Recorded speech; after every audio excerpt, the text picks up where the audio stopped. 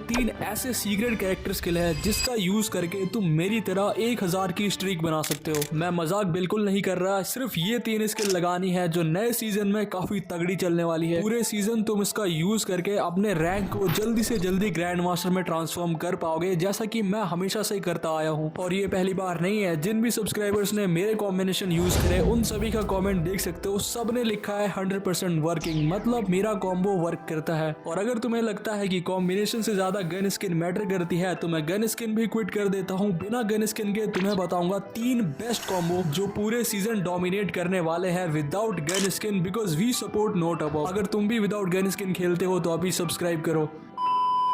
अभी मैं आ चुका हूँ अपने पहले कॉम्बिनेशन पे। इसमें तुम्हें लगा लेना है तात्सुया character, one of the OG characters of all time. Second वाले स्लॉट में ओथो कैरेक्टर जो मैं परमानेंट रखता हूँ हर एक कॉम्बो में। एंड थर्ड में हम लगाने वाले हैं दशा कैरेक्टर 1v4 क्लच के लिए। एंड लास्ट वाले में शानी कैरेक्टर। ये चारों लगाओ। लोड आउट भी बहुत इंपॉर्टेंट है, तो लोड आउट सेलेक्ट कर लेना अपने हिसाब से। देखो तात्सुया कैरेक्टर का ना एडवांटेज बहुत ज्यादा है, बिल्कुल भी स्किप मत करना वरना मिस करोगे। यहाँ देखो पहला राउंड था, ठीक है, मैं जस्ट अपना 50% स्किल यूज किया और इस वाले बंदे को तो काफी इजीली नॉक कर दिया, जबकि इसने मेरे को पहले ही डैमेज किया था। पहला राउंड बहुत इंपॉर्टेंट होता है और इसमें लीड लेने के लिए तुम्हें पहला नॉक लेना चाहिए, और इसीलिए यहाँ काम आता है तात्सुया। पर सामने वाले के पास भी हो सकता है, पर तुम्हारे पास शानी कैरेक्टर भी है जो तुम्हें एक्स्ट्रा एचपी देती है शील्ड पॉइंट्स के रूप में। अभी तुम्हें इतना समझ में आ गया होगा कि ये जो स्किल है वो है अटैकिंग स्किल। हम बिल्कुल भी डिफेंस नहीं खेल रहे हैं, हमें अटैक करके खेलना है। हो सकता है हमारे ऊपर रश आए, लेकिन हम यहाँ पे डिफेंड कर लेंगे अपने आप को, क्योंकि हमारे पास ओथो कैरेक्टर भी है, हमें सबकी लोकेशन पता है। जैसे मैं एक एनिमी को नॉक लूं, दूसरा एनिमी भी मेरे को दिख ही जाता है। यहाँ देखो ये भी दिखा, इसको भी फिनिश कर दिया।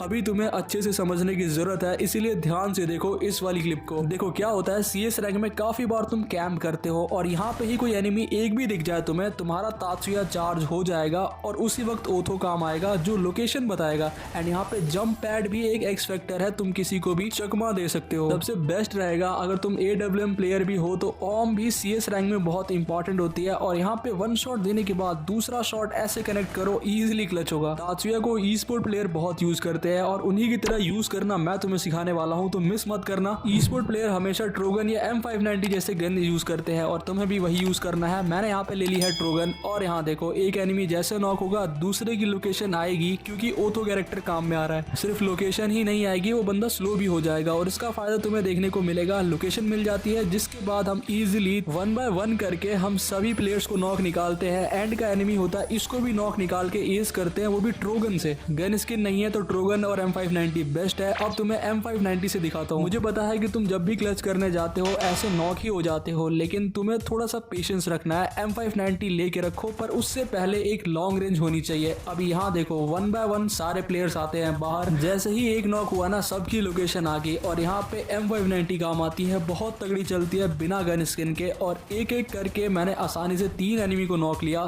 चौथे की भी लोकेशन आ ही गई क्योंकि इसने वॉल लगा दिया।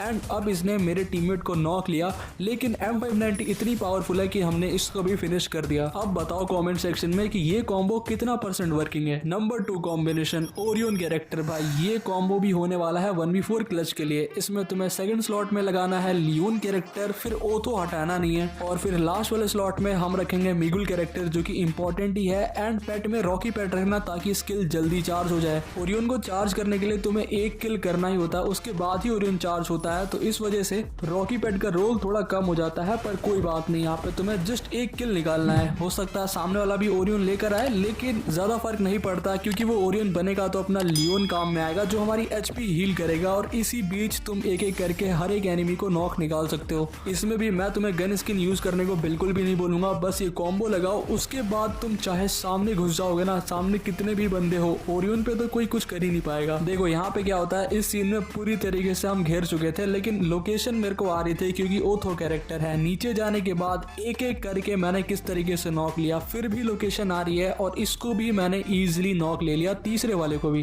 कितना ही कोई भाग लेगा, जब ओथो उनको स्लो कर देगा तो कोई भी भागने वाला कैरेक्टर काम नहीं आने वाला अनटिल अनलेस उनके पास जोशप कैरेक्टर ना हो।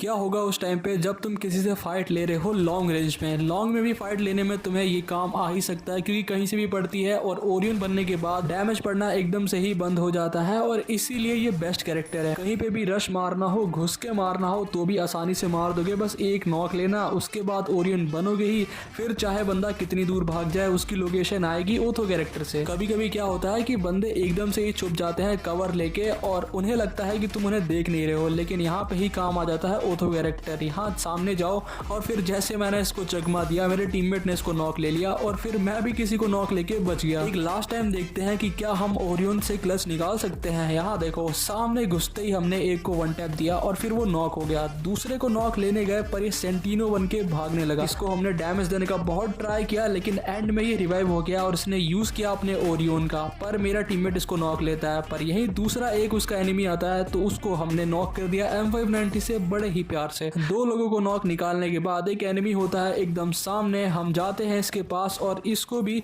काफी आसानी से ही नॉक निकाल लेते हैं। सो ओवरऑल गाइज ये कैरेक्टर कितने % वर्किंग है कमेंट करके बताना, और सब्सक्राइब नहीं किया तो अभी करो। सो ये रहने वाला है हमारा आज का लास्ट कॉम्बो, जिसमें तुम्हें लगाना है मोगो कैरेक्टर फर्स्ट वाले स्लॉट में, नेक्स्ट तुम्हें ओथो कैरेक्टर हटाना नहीं है, और फिर थर्ड वाले स्लॉट में Luna character, and fourth slot में राइडन कैरेक्टर जो कि बीस्ट रहने वाला है हमारे इस गेम में। राइडन कैरेक्टर का बहुत सिंपल यूज है, बस लेके जाओ और किसी ऐसे घर में लगा दो और बस वेट करो, एनिमी के आने का वेट करो, आराम से बैठ जाओ और उसको आने दो। जैसे ही बंदा आएगा ना भाई, बेचारा बच नहीं पाएगा। बात करते हैं 1v3 या 1v4 करने की, उस सिचुएशन की जहाँ पे तुम्हारे सामने एक से ज्यादा बंदे आ जाते हैं। यहाँ देखो अचानक मेरे सामने 2 बंदे आ जाते हैं, लेकिन मैं यहाँ पे ऑन करता हूँ राइडन, वो वुकोंग बन जाता है, लेकिन राइडन के सामने वुकोंग भी कोई काम का नहीं है, तो हम इसे भी इजीली फिनिश कर देते हैं 2 शॉट देके। यहाँ देखो ये इंटरेस्टिंग क्लिप है। यहाँ क्या होता है कि मैं जस्ट सामने जा रहा था पर अचानक 2 बंदे रश करते हैं, जिनमें से एक को तो मैं पहले नॉक कर देता हूँ और फिर दूसरे वाले को कैसे नॉक किया तुमने देखा।